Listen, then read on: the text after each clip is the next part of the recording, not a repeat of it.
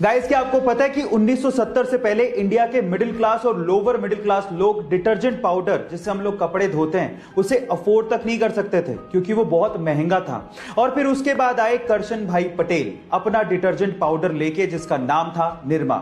और निरमा ने detergent powder को हम जैसे लोगों के लिए अफोर्डेबल बनाया।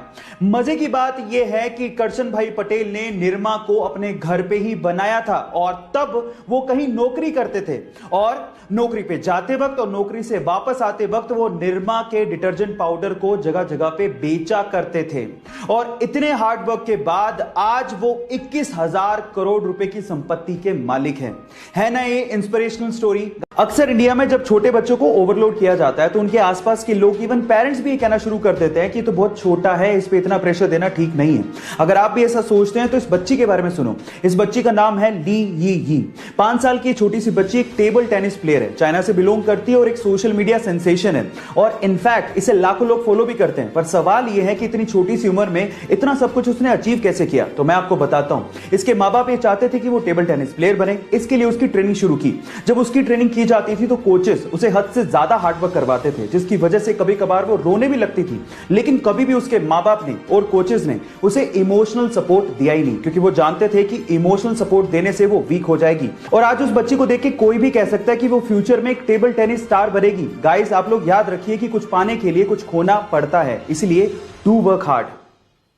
पुराने समय में लोग तांबे के बर्तनों को बहुत इस्तेमाल किया करते थे, पर बीच में इनका चलन कम हो गया था। लेकिन तांबे के बर्तनों की खासियतों की वजह से लोग फिर से इन्हें खरीद रहे हैं और इस्तेमाल भी कर रहे हैं। मैं भी कर रहा हूं, पर सवाल यह कि ऐसा क्यों? तो चलिए मैं आपको बताता हूं। देखिए, ऐसा है कि तांबे के बर्तनों में रात में पानी भर के रखने से और फिर सुबह उठते ही इसी पानी को खाली पेट पीने से आपकी बॉडी की इम्यूनिटी पावर बढ़ती है। इनफैक्ट इनमें खाना खाने से, पानी पीने से आपकी बॉडी की बैक्टीरिया और वायरस से लड़ने की क्षमता भी बढ़ती है। गाइस, है ना अमेजिंग फैक्ट? क्या आप लोग भी तांबे के बर्तन इस्तेमाल करते हैं? चैट सेक्शन में जरूर लिखिएगा। मात्र 40 दिन के एक छोटे से बच्चे को मैंगलोर से बेंगलोर हार्ट ट्रांसप्लांट सर्जरी के लिए जल्द से जल्द शिफ्ट करना था। हवा के रास्ते नहीं ले जाया जा सकता था क्योंकि हवा के दबाव को वो छोटा सा बच्चा शायद सहन ना कर पाता। इसके लिए बचा था सिर्फ और सिर्फ सड़क का रास्ता। और इस मुश्किल काम को करने के लिए कर्नाटका की जनता और ट्रैफिक पुलिस ने पूरा साथ दिया। पूरी तरह से सड़क को जीरो ट्रैफिक बना दिया गया और बाकी बचे हुए काम को हनीफ भाई ने किया। हनीफ भाई ने 360 किलोमीटर का रास्ता, जो कि 8 घंटे में तय होता, उसे सिर्फ 4 घंटे में तय करके बच्चे की जान को बचाने में पूरा साथ दिया। गाइस, वो कहते हैं ना कि बचाने वाला भी उतना ही बड़ा होता है जितना कि पैदा करने वाला। इसीलिए ट्रैफिक पुलिस, कर्नाटका की जनता, डॉक्टर्स और हनीफ भाई को मेरी तरफ से सलाम।